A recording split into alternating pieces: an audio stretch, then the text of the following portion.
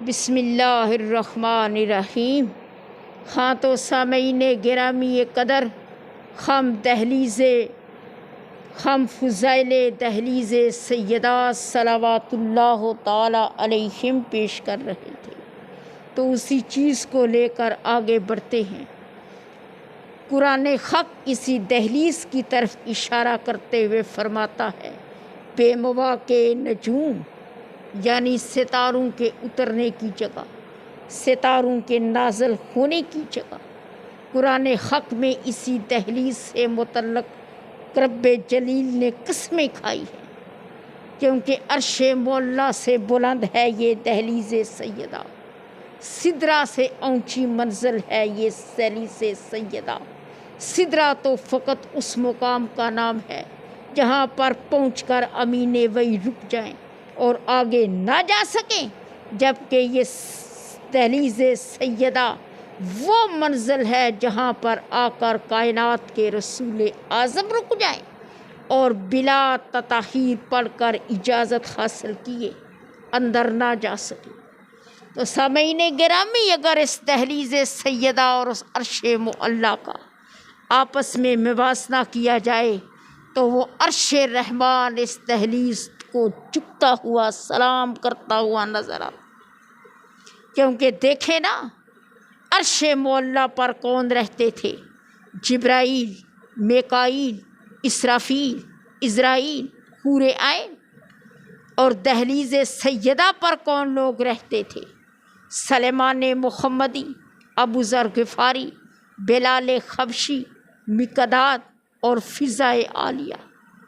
اب تاریخ بتاتی ہے کہ دہلیز سیدہ پر رہنے والے ان لوگوں میں سے کبھی بھی کسی نے یہ حسرت نہ کی کہ ہم عرش معلیٰ دیکھنا چاہتے ہیں، ہم جنت میں جانا چاہتے ہیں، جبکہ عرش معلیٰ پر رہنے والے وہ لوگ کئی بار بیس بدل کر اس دہلیز پر آتے رہے، کبھی یتیم بن کے، کبھی اسیر بن کے، کبھی مسکین بن کے، کبھی فقیر بن کے، اور یہاں سے روٹیاں مانگ کر اوپر لے جاتے رہے۔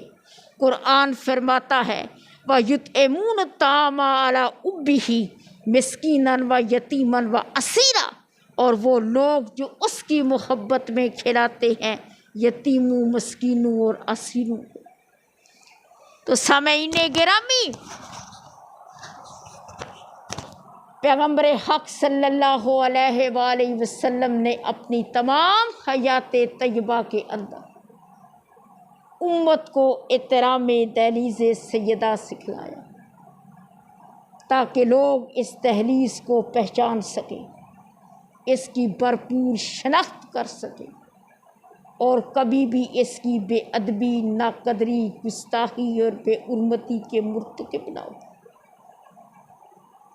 یہی وجہ ہے کہ کائنات کے پاک رسول جب بھی اس دہلیز سیدہ پر تشریف لائے تو آقا توقف فرمایا، اور فقط توقف نہیں فرمایا بلکہ باقاعدہ آیات تطہیر، انما یرید اللہ لیذھب عنکم الرجس اہل البیت ویطہرکم تطہیرا تلاوت فرماتے، پھر در سیدہ کھلتا اور بادشاہ رسالت اندر تشریف لے جاتا۔ یہی میرے رسول اعظم کا قاعدہ تھا۔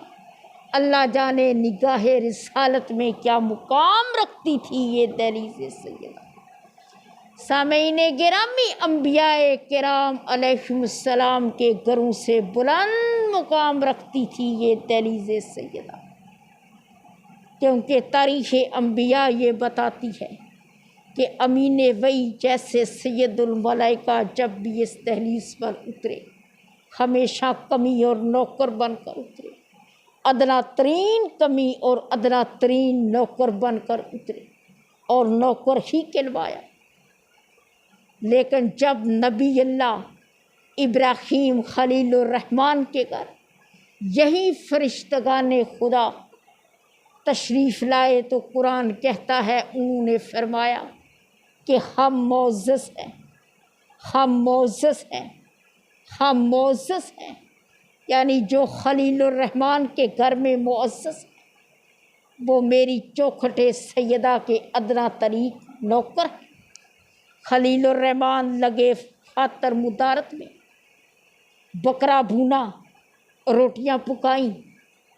جب معززین کے سامنے آئیں تو انہوں نے فرمایا کہ ہم تو کھاتے نہیں ہیں، ہم تو کھاتے نہیں ہیں، ہم تو کھاتے نہیں ہیں۔ تو جو ابراہیم کے گھر سے کھاتے نہیں ہیں پھر وہ پاک سیدہ کی چوکھٹ سے مانگ مانگ کر لے جاتے کیوں؟ تب ابراہیم خلیل الرحمن پر یہ راز کھلا کہ اب جو کھاتے نہیں ہیں پھر وہ انسان بھی نہیں ہے بلکہ وہ تو کوئی فرشتگان خدا ہے۔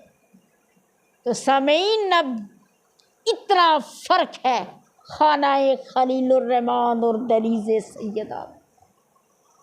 سامعین گرامی، فقط 2 مقامات ایسے ہیں جہاں پر مخلوقات عالمین نے پیغمبر اسلام صلی اللہ علیہ وآلہ وسلم کو پہنچ کر رکے ہوئے پایا، اور وہ بھی آپ اپنی مرضی سے نہیں بلکہ بحکم الہی روکے گئے، ٹھہرائے گئے۔ ایک لوگوں نے پیغمبر حق کو دہلیز سیدہ پر رکے دیکھا اور تطہیر پڑھتے سنا، اور دوسرا پردہ وادت کے قریب پہنچ کر رکے ہوئے دیکھا۔ سوائے ان 2 مقامات کے رب جلیل کی کلی کائنات میں کوئی ایسا اور مقام نہیں ملتا جہاں حبیب کبریا رکے ہوں اور صاحب کبریا نے حکم دے کے روکا۔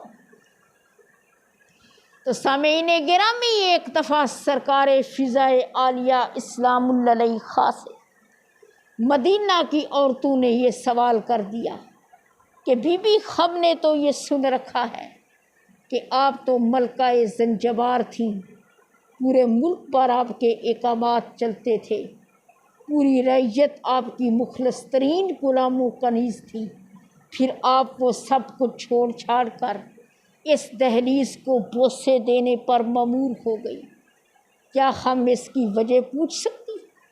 آواز فضائے عالیہ آئی، سنو اے مستورات مدینہ، بے شک میں ملکہ زنجبار تھی، پورے ملک پر میرے احکامات چلتے تھے، پوری رعایا میری مخلص ترین غلام و کنیز تھی، لیکن جب سے میں نے وہ سب کچھ چھوڑ چھاڑ کر اس دہلیز کو بوسے دینے شروع کیے، تب سے میرے احکامات اب ان فرشوں پر نہیں بلکہ ان عرشوں پر چلنے لگے۔